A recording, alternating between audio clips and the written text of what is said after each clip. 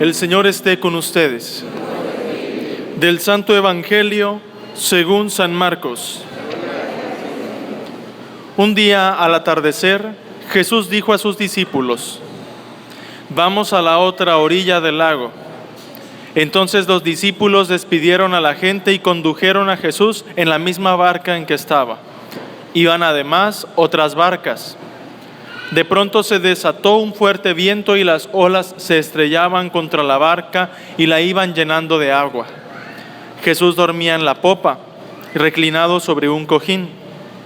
Lo despertaron y le dijeron: «Maestro, ¿no te importa que nos hundamos?». Él se despertó, reprendió al viento y dijo al mar: «Cállate, enmudece». Entonces el viento cesó y sobrevino una gran calma. Jesús les dijo: «¿Por qué tenían tanto miedo? ¿Aún no tienen fe?». Todos se quedaron espantados y se decían unos a otros: «¿Quién es este a quien hasta el viento y el mar obedecen?». Palabra del Señor. Pueden tomar asiento, hermanos. De muchas maneras en el lenguaje de la Biblia se nos dice que Jesús es Dios. Se nos habla, por ejemplo, en la primera lectura, de que solo Dios es el único capaz de ponerle límite a los elementos físicos con su propia voz. Y escuchamos en el Evangelio cómo con una orden Jesús le manda a la tormenta y al mar que se calmen y se quedan quietos. Los apóstoles descubrieron que Jesús tenía la palabra de Dios y que esa palabra tenía toda la fuerza y el poder del mismo Creador. Sin embargo, hermanos, este portento Jesús no lo hizo para demostrar su poder.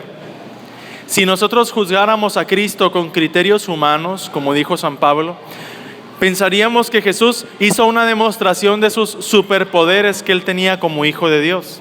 Sin embargo, para los que tenemos fe, dice San Pablo en la segunda lectura, no podemos juzgar a Cristo con criterios humanos, sino descubrir en Él una nueva manera de ser y de vivir como hijos de Dios. ¿Qué les quiso enseñar a los apóstoles Jesús? Les quiso enseñar y nos quiere enseñar el día de hoy algo muy valioso sobre la fe.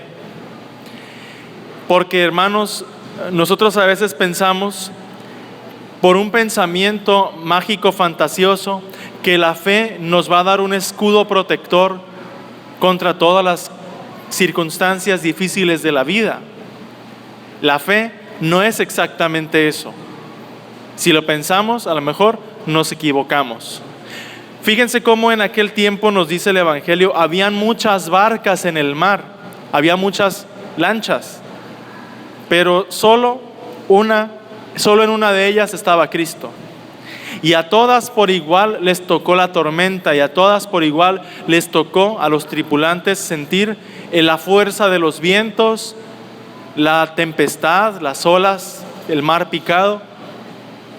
¿Cómo reaccionaron los apóstoles, los discípulos? Reaccionaron exactamente igual que los que no tenían con ellos a Cristo. Por eso Jesús les dice: ¿por qué tenían miedo? ¿No tienen fe todavía? Porque, hermanos, la fe nos permite responder ante ese mar bravo, ese mar que nos da mareo, un mar oscuro que a veces es la vida, donde sí tenemos días de paz, de tranquilidad, días en los que vamos remando y el viento va a nuestro favor, y otros días en los que parece que no sopla nada y todo se pone cuesta arriba. La fe nos ayuda a vivir y caminar por este mundo. La fe no nos quita a nosotros la experiencia de ser humanos y vivir a veces a contrapelo, vivir con desvelos, vivir con cansancios, vivir con enfermedades. La diferencia está en que quienes tenemos fe podemos decirle a esas circunstancias: cálmense, cállate, enmudece. Lo podemos hacer. Y en esto nos da la razón las ciencias humanas. Los psicólogos y los psiquiatras saben que una persona que le da muchas vueltas a una sola idea termina por enfermarse, no solo físicamente, mentalmente también. Y nosotros podemos, con la fuerza de la fe, decirle a esos pensamientos, a esas preocupaciones: cállate, enmudece.